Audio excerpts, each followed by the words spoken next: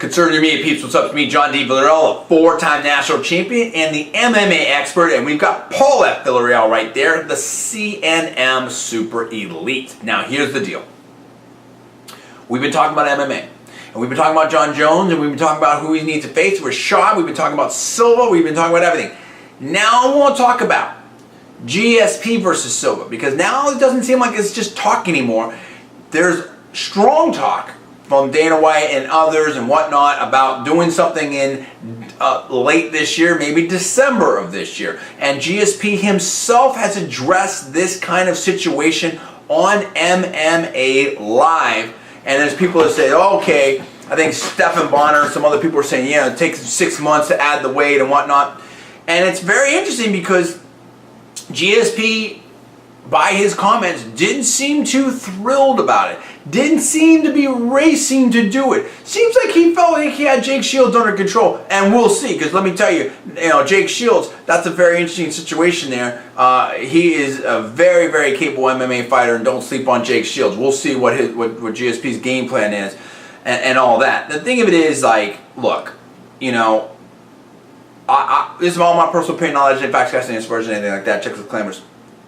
I think straight up GSP's scared of Silva, and he should be scared of Silva. He can't beat Silva. I mean, anyone can beat anybody, but I don't think he can beat Silva. And I think Silva's, too big, too much reach, too slick, better striker, much better submissions, better endurance, and GSP's not going to be able to muscle him. GSP was like, oh, he walks around at 230. Oh, I care about my record. Yeah, you care. It sounded like a guy who was scared.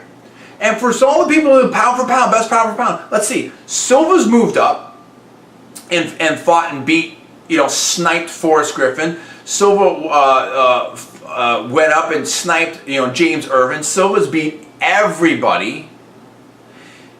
And so it's like, and then GSP's going to face someone who's coming down from 185, has done 170 and 185, and Jake Shields was a champion, I believe, of both divisions, certainly was at 185, and moved up and moved down.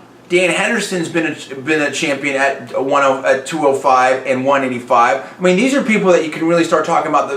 Randy Couture as well. I mean, we've seen what BJ Penn's done at 155 and then at 170 with the incredible match against Sean Fish. Nobody expected that. I mean, these are people in Fedor fighting guys that are like 100 and some odd pounds bigger than him and whatever. These are real pound for pound champions, in my personal opinion.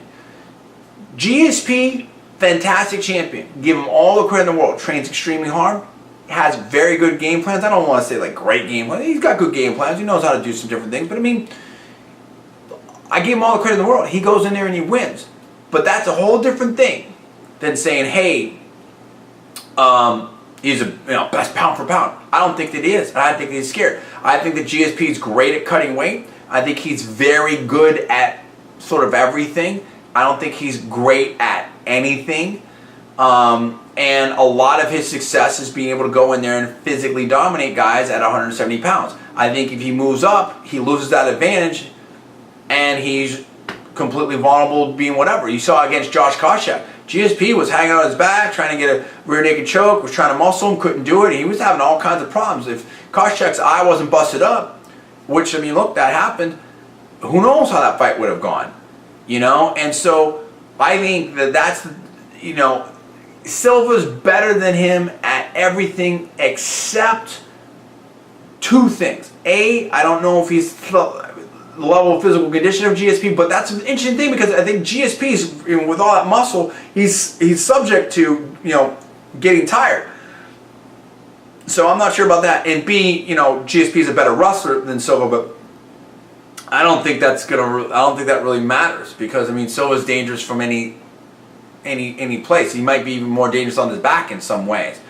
So I think that GSP is extremely afraid, and so I don't think he can win that fight. I think he knows he can't win that fight, and I think more importantly, I mean, so you want to call him a great champion, Canadian MMA fans, that's fine. I don't never call him the best pound for pound again until he faces that. And then now they're trying to, Anderson Silva has to face, Jones. Everybody in the MMA world wants to see that. This is what I want to leave you with before I get Paul in here. Everybody in the MMA world wants to see GSP versus Silva? Who doesn't want to see that fight? Who hasn't been talking about the fight? Who wouldn't buy that pay-per-view, or buy a ticket for that fight? I mean, that's something. I mean, I'd fly out there and go there live, whatever. Cover media, whatever. I mean, who wouldn't want to see that fight?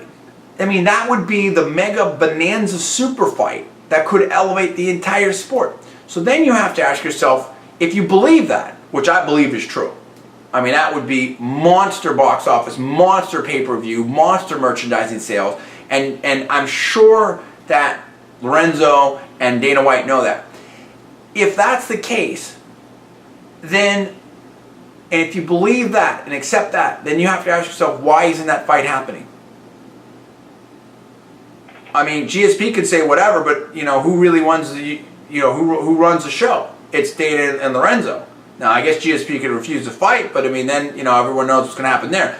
I mean, so Paul, don't you think that's what it comes down to? I mean, don't you think that GSP seems to be ducking here? I do think that.